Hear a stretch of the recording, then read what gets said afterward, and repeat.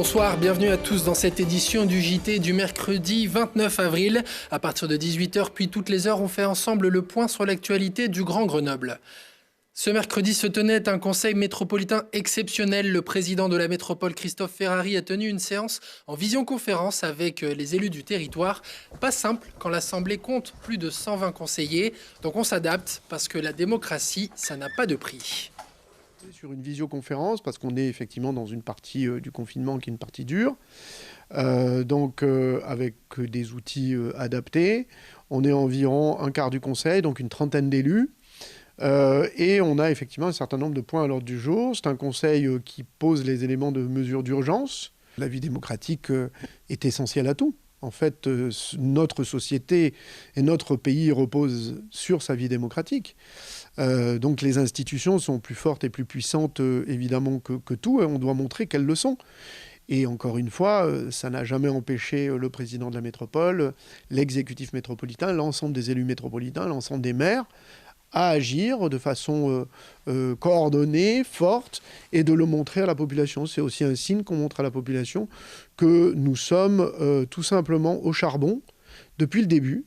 Même si moi je ne travaille pas dans mon bureau ici, je travaille depuis chez moi et je me confine comme on me l'a demandé de faire, tout simplement en gérant ce que peut être la vie de famille, la vie professionnelle, tout simplement dans l'espace de la maison. Donc voilà, mais ça c'est évidemment normal parce que la vie démocratique, ça n'a pas de prix. À l'ordre du jour, il y avait notamment des questions sur la logistique d'approvisionnement en masques et un plan de 5 millions d'euros de soutien à destination des très petites entreprises. En début de semaine, les riverains du lac de la Fraye ont eu l'agréable surprise de voir 3 Canadair venir se servir sur leur point d'eau.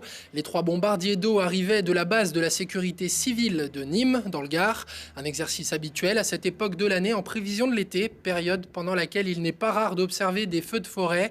En Isère, les seuls lacs de la Fraye, du Monténard et de Paladru présentent la longueur suffisante, 1500 mètres, pour permettre aux Canadair de remplir les 6000 litres de leur réservoir et leur laisser le temps de repartir. Nouveau la notion hier, la fin des championnats de sport professionnels, une décision qui impacte directement notre territoire fort de plusieurs équipes dans différentes disciplines. La semaine dernière, c'est le président du FCG qui nous confiait ses craintes pour l'avenir. Ce mercredi, nous avons donné la parole au coach du Grenoble Foot 38, Philippe Inchberger. Selon lui, c'était une évidence. Sentiment qui prédomine, c'est que c'est la décision pour moi du bon sens. Une décision logique par rapport aux mesures sanitaires actuelles, par rapport à la situation sanitaire très tendue en France. Également par rapport au protocole de reprise qu'on nous avait suggéré, qui ressemble à tout sauf à une reprise de sport collectif, avec un travail par groupe, avec des conditions sanitaires draconiennes, voire des tests incessants à passer. Enfin, ça ressemblait à tout sauf à du foot, avec voilà, aussi une dangerosité par rapport à tout ça. Donc aujourd'hui, on sait où on va. La saison 2019-2020 est terminée, elle est clôturée. Et voilà, moi je ne suis ni déçu ni frustré. Je suis frustré depuis le début du confinement, un peu comme tout le monde, parce que simplement on ne peut pas exercer notre activité. Mais quand on voit ce qui se passe en France aujourd'hui, on est content aussi d'être en bonne santé. Donc je le répète, pour moi c'est vraiment la décision du bon sens qui a été prise. Maintenant, on se projette sur la nouvelle saison, alors dans un flou artistique assez important, puisqu'on n'a pas beaucoup d'informations. On ne sait pas quand est-ce que va reprendre la saison 2020-2021. Alors on a parlé dans un premier temps, le Premier ministre a parlé de la première semaine de septembre. Et voilà, les clubs pensent pouvoir reprendre en août à huis clos. Donc nous, on ne sait pas. Et tant qu'on n'a pas cette date de reprise du championnat, on ne peut pas vraiment caler notre protocole de reprise pour la prochaine saison. Mais on est en lien constant avec Max notamment et surtout le staff pour pouvoir proposer au président des dates, des échelonnements de reprise, une reprise certainement bien plus longue qu'habituellement, qui sera peut-être en 2 voire 3 fois. On ne sait pas encore, mais voilà, nous on est très très réactifs par rapport à ça. On n'attend que la date de reprise du championnat pour appuyer sur le bouton. Voilà ce que je peux vous dire aujourd'hui. Autre information sportive, la Coupe d'Europe de hockey décale son démarrage au 6 octobre. Plus de matchs à la fin de l'été. Exit donc les phases de poule et direction les 16e de finale en aller-retour pour les brûleurs de loups. Une décision qui ne réjouira pas forcément le public de Pôle Sud qui aurait pu espérer au minimum 3 matchs de haut niveau à domicile. Le tirage au sort devrait avoir lieu dans les prochaines semaines. Suite de notre série musée confiné. Si je vous dis Chartreuse ou Génépi, ça ne fera aucun doute que je vous parle d'alcool, toujours à consommer avec modération évidemment. Depuis le printemps dernier, une exposition est dédiée aux spiritueux et autres breuvages alcoolisés concoctés ici, dans nos Alpes. Olivier Cogne, directeur du musée dauphinois, revient pour Télé-Grenoble sur cette ivresse des sommets. L'ivresse des sommets, eau de vie, liqueur et autres breuvages des Alpes. Une exposition dont vous avez la publication ici derrière moi, et puis une exposition qui est toujours présentée dans les murs du musée dauphinois et dont nous espérons qu'elle pourra être à nouveau présentée au public. Une exposition qui s'inscrit dans un cycle dédié au patrimoine artisanal et industriel du Dauphiné.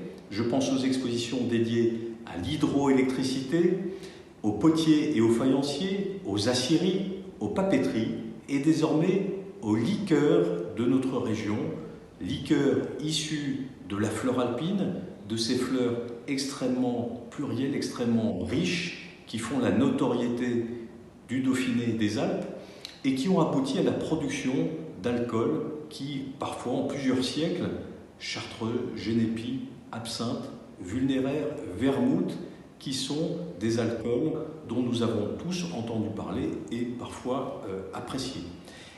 Une exposition qui permet de revenir sur une histoire longue d'eau de vie qui, comme leur nom l'indique, avait des vertus médicales. C'était en tout cas ce que pensaient les populations à une certaine époque. Nous en sommes revenus, bien évidemment, aujourd'hui. Il est intéressant de regarder à travers les affiches publicitaires comment ces liqueurs étaient mises en avant à une certaine époque et que les affichistes rivalisaient de talent pour mettre en avant l'intérêt gustatif, mais aussi les vertus sanitaires de ces liqueurs à travers l'histoire. Bien évidemment, en France en tout cas, tout cela a évolué en fonction de la législation qui est rappelée, tout comme la lutte contre l'alcoolisme, qui n'est bien sûr pas absente de cette exposition. Et puis l'évolution des usages aussi de la consommation d'alcool à travers l'histoire, avec notamment l'apparition de la mixologie et le fait d'associer ces liqueurs à des cocktails, ce qui est un phénomène relativement récent et qui se répand aujourd'hui. La notoriété de ces liqueurs a dépassé depuis longtemps les frontières du Dauphiné et de l'Isère, puisque on constate que même le cinéma leur a fait une place, le cinéma hollywoodien lui-même, avec le réalisateur Quentin Tarantino qui, dans Boulevard de la Mort, se met en scène lui-même en tant que barman servant de la chartreuse. On apprécie l'accent américain d'Olivier Cogne. Demain, nous clôturerons cette bien belle série avec l'exposition Rose Valland, toujours en place sur les murs du musée dauphinois.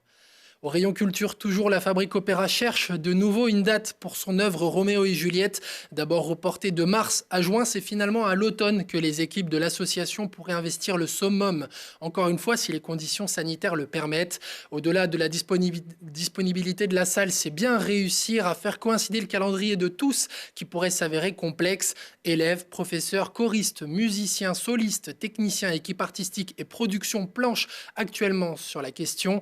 Fin mars, l'équipe emmenée par Patrick Souillot a ouvert une cagnotte qui a dépassé les 4 000 € pour leur permettre au projet de continuer d'exister. Par ailleurs, ce vendredi, Télé-Grenoble vous propose de revivre la Traviata, l'œuvre de l'année dernière, ce samedi 2 mai à 14 h. Dans notre série Rétro jour pour jour, retour aujourd'hui 10 ans en arrière avec l'arrivée du très haut débit en Isère. Une petite révolution numérique qui aujourd'hui, avec le confinement, a encore plus d'importance. Dans le JT du 29 avril 2010, nous diffusions un reportage de Pauline Allo qui avait suivi l'installation de la fibre optique dans la vallée du Grésivaudan. Vu comme ça, posé sur l'herbe, ce petit robot n'a l'air de rien, mais dans les airs, il peut faire des merveilles. Nous sommes au-dessus de Villarbonneau sur un chantier piloté par RTE. Le réseau de transport d'électricité installe la fibre optique entre Grenoble et Chambéry. Donc là, la fibre optique qui est posée est un câble optique qu'on enroule sur un câble de garde, c'est-à-dire le câble qui protège la ligne électrique de la foudre. Et ce câble optique est posé par un robot, porté par portée. Donc là, le chantier représente 20 km de fibre optique entre Ebens et Froges. 20 km pour ce chantier, 1660 pour toute la région Rhône-Alpes-Auvergne.